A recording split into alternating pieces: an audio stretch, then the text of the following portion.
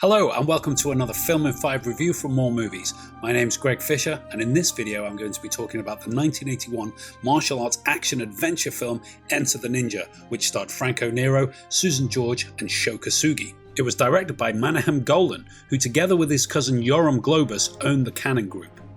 Cannon produced a string of ninja-themed movies throughout the 1980s, the first of which was Enter the Ninja.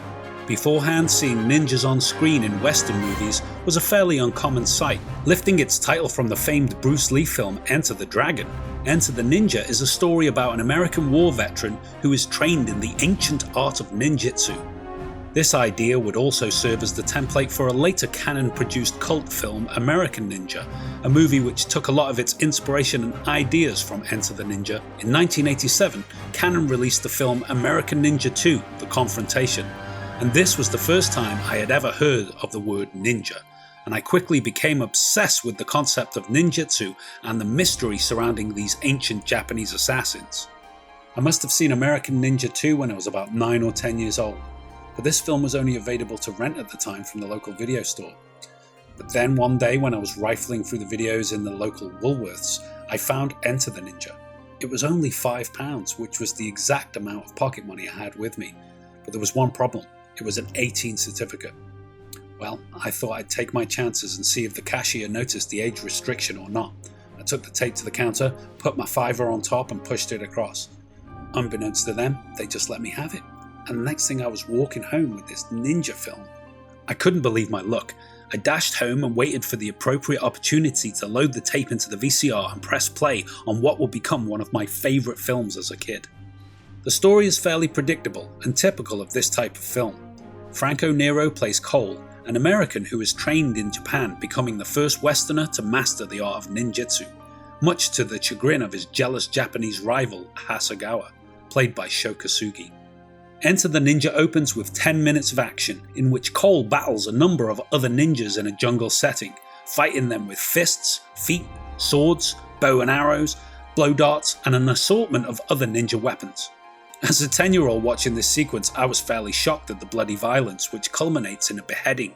This opening scene is something of a ruse, as it is revealed that nobody has actually been killed, even the beheaded old man, and they are all in fact part of Cole's final test to see if he has what it takes to become a ninja master. From Japan, Cole travels to the Philippines to visit his old war buddy Frank, who has settled on a plantation with his new wife Marianne. Frank, played by Alex Courtney, and Marianne, played by Susan George, are under pressure by a local business tycoon who wants to buy their land. Unbeknownst to them, their farm is sitting on top of a rich oil field, and the evil Charles Venarius, played by Christopher George, wants to buy them out and take it for himself. The only problem is, they don't want to sell, so Venarius sends in his goons to rough up their employees and attempt to frighten them off. When Cole arrives, he wastes no time in laying into the villains, protecting Frank and Marianne from the henchmen. So this is the setup. It's fairly simple really. Ninja visits friends, friends need help with local gangsters, ninja gives gangsters a whipping. It's basically a western in an eastern setting. After he dispatches most of Venarius' crew, the bad guys get wise and hire their own ninja to take care of Cole. Who do they end up employing? Hasegawa, of course. Cole's old rival from the ninja school wastes no time in wreaking havoc on the plantation, killing Frank and taking Marianne hostage. The film then concludes in an epic showdown in which Cole must dispatch the remaining Venarius gangsters, Venarius himself, and of course Hasegawa. As with all Cannon productions, this film was made on a shoestring budget. The effects are simple and quite cheesy looking.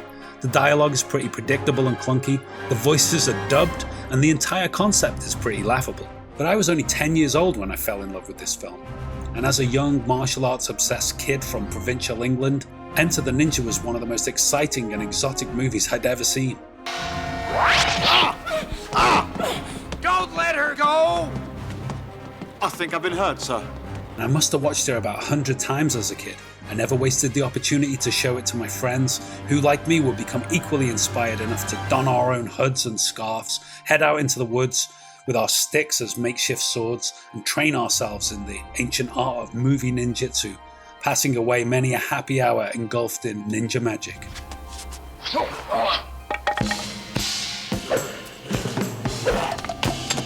Well, my friends, that's it for this review. Why not leave me a comment and tell me what you thought of the video? And until next time, take good care of yourself and keep watching more movies.